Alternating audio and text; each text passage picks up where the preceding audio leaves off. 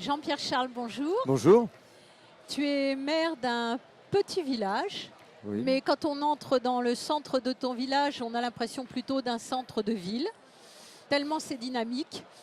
Et c'est dynamique sans doute parce que tu y as mis toute ton âme. Tu as aussi mis toute ton âme dans un livre, J'ai voulu planter un oranger. Tu peux nous expliquer un petit peu la genèse de ce livre? Alors ce livre est tout à la fois, disons, une volonté de témoignage sur le parcours d'un jeune des années 70 à Paris, parisien, né à Paris, étudiant à Paris. Et ce parcours intellectuel qui m'a amené ensuite à faire le choix conscient de vouloir développer un certain nombre de talents dans la ruralité, dans le monde rural, en fonction d'une analyse politique qui consiste à dire qu'il nous faut vraiment un nouvel aménagement du territoire. Donc tu es, comme notre ami Jean-Claude Méral qui vient de répondre à mes questions, en même temps très volontaire sur le développement des territoires, mais avec des conditions. La démocratie, l'échange. Oui, ce sont des conditions sine qua non. Pour toute politique, qu'elle soit en ville, à la campagne, dans le monde ou en France, la question démocratique est au cœur du développement plus que jamais. À l'époque où on sait que les gens votent moins, expriment de la méfiance, expriment même des votes extrêmement durs, extrémistes, droitiers du terme. Et donc la démocratie est la base et le cœur du développement. Et j'ai voulu en fin de compte faire de mon expérience de maire une véritable expérience au plein sens du terme, de pouvoir expérimenter un certain nombre de méthodes de travail, d'implication des habitants, avec des éléments forts comme le soutien à la vie associative, comme la défense absolument intransigeante sur le maintien des services publics, avec le fait de faire de l'enfance, de la culture, du développement culturel en général, un élément fondamental du développement tout court. Tu peux nous donner un exemple très concret de comment s'est exercée cette démocratie? Je pense à tes grands moulins. Ah, les Grands Moulins, oui. Les Grands Moulins, le site des Grands Moulins à Grasset était un équipement qui était en ruine, était une minoterie du début du XXe siècle qui avait été abandonnée depuis 1960. Et donc nous avons, sur la base, nous avions récupéré cet équipement à la commune sans trop de projets dedans, effectivement. Et nous avons, dès que nous avons gagné la municipalité en 1995, réuni des habitants accompagnés par des associations d'éducation populaire qui nous ont aidés à construire un véritable projet qu'on a appelé ensuite la Maison des Énergies et qui est devenu un projet pilote européen ensuite. Grâce à cette énergie, cet équipement maintenant est ouvert depuis 11 ans. Il est parfaitement rentable. Il accueille des centaines, voire des milliers de jeunes, d'adultes de la France entière et même de l'étranger pour la découverte, l'apprentissage des énergies. Et ça voulait dire aussi une maison des énergies, c'était aussi la maison des énergies locales, bien sûr. Et quand tu parles d'énergie, est-ce que dans cette maison, il y a des débats? Par exemple, en ce moment, on a des débats sur nucléaire, pas nucléaire, éolien. Tiens, après, pas très loin de chez toi, j'ai assisté il y a quelques jours à un débat sur l'implantation de cette éolienne qui fait hurler certains et dont d'autres disent c'est quand même moins grave que les avions qui passent au-dessus d'Orly ou de Roissy. Oui, oui, bien sûr. Le centre des Grands Moulins, au-delà de sa mission sur la question des énergies, est devenu ce qu'on appelle un espace de vie sociale.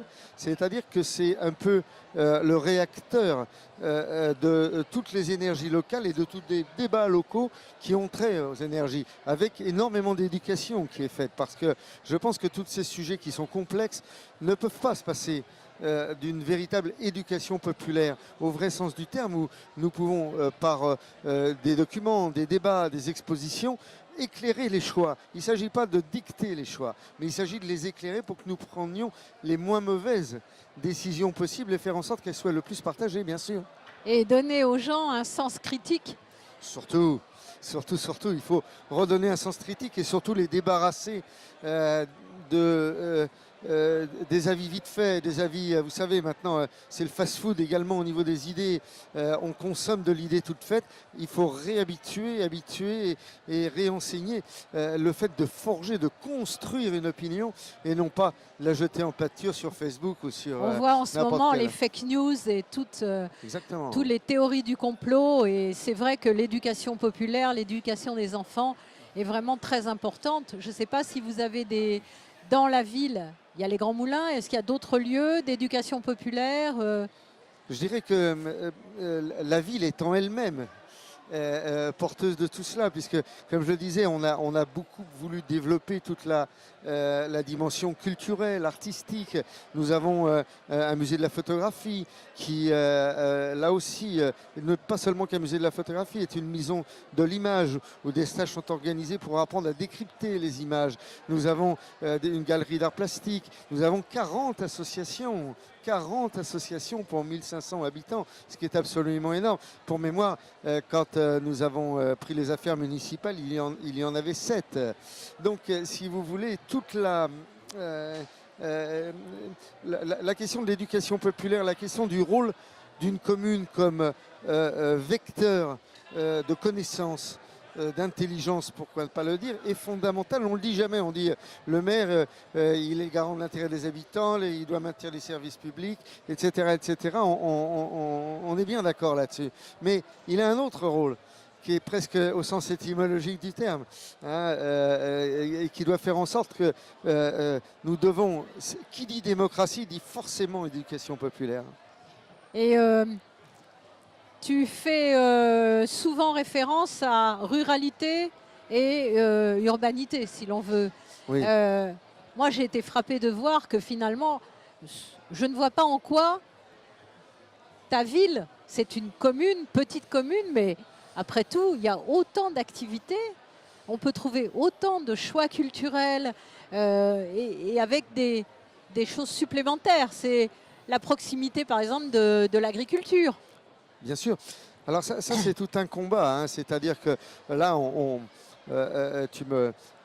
tu m'amènes à parler du message fondamental de mon livre, qui est en fin de compte le souhait, le désir, la conviction qu'il nous faut un autre aménagement du territoire, où il n'y ait pas d'un côté les rats des villes et les rats des champs, parce que de fait, la misère existe à la ville, elle existe à la campagne, les riches existent à la ville, ils existent à la campagne. On est maintenant, avec l'évolution des 30 dernières années, notamment en matière de mobilité professionnelle, sociale, on est dans un véritable bouleversement qui font que nous ne pouvons plus vraiment discerner ce qu'est un espace rural au sens humain du terme. Bien sûr, on peut le définir par la densité au kilomètre carré, la place de l'agriculture au niveau, on s'entend bien, au niveau superficie, parce que les agriculteurs à Grasset, il en reste 8. Il y en avait 70 en 1960. Donc le poids humain c'est n'est plus inversement présent. Proportionnel au nombre d'associations. Exactement, exactement, avec des agriculteurs qui ne sont même plus d'ici, comme on dit, hein, qui peuvent venir de Chine ou d'ailleurs, hein. Donc si vous voulez, on a une véritable nécessité écologique à rééquilibrer l'aménagement du territoire. Tout à l'heure, j'étais au Forum social et j'assistais à un débat sur le logement. Je vais être très provocateur. Pour moi, il n'y a pas de crise de logement en France. Il y a des millions de gens qui attendent des logements en région parisienne et nous avons, nous, en ruralité, des milliers de logements vides, y compris dans le patrimoine social. Il suffirait, ma commune peut très bien accueillir 200 habitants supérieurs. Réhabiliter des maisons. Moi, j'ai toujours l'impression qu'on construit des lotissements à proximité du centre-ville dans lequel il y a écrit à vendre, à vendre, à vendre, à vendre. Oui, ça a été la mode des années 70. Il fallait même les collectivités comme les départements, les régions, même l'État pousser à la réalisation de lotissements, tout en sachant qu'on allait bien sûr vider les centres-bourgs.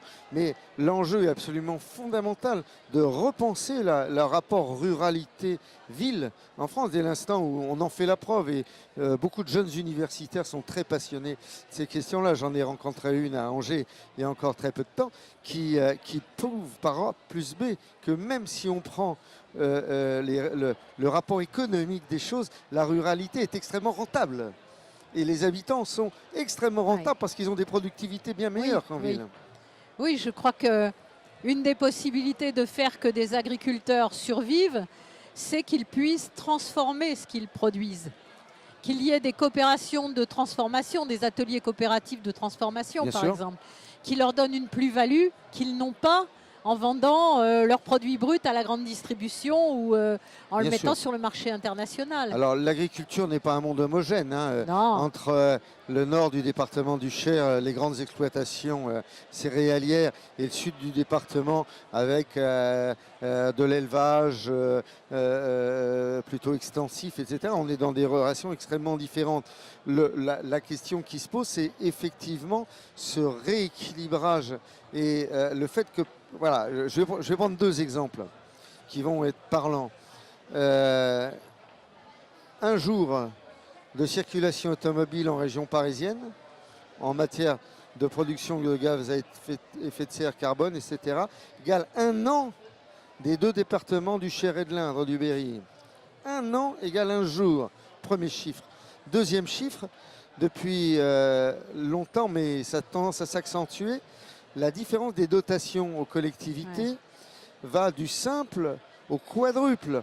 Vous êtes maire d'un village de 200 habitants, vous avez en gros 80 € par habitant pour gérer votre commune. Vous êtes maire de Nantes, vous avez 300 €.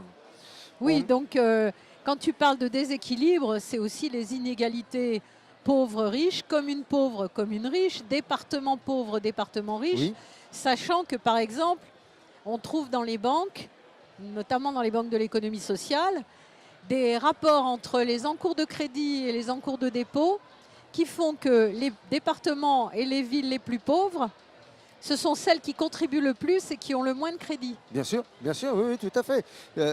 Ce que vous dites là est une véritable démonstration et vient même sur ces questions-là encore approfondir. Paul Boccarat, notamment un grand économiste communiste qui est décédé très récemment, l'avait mise en valeur.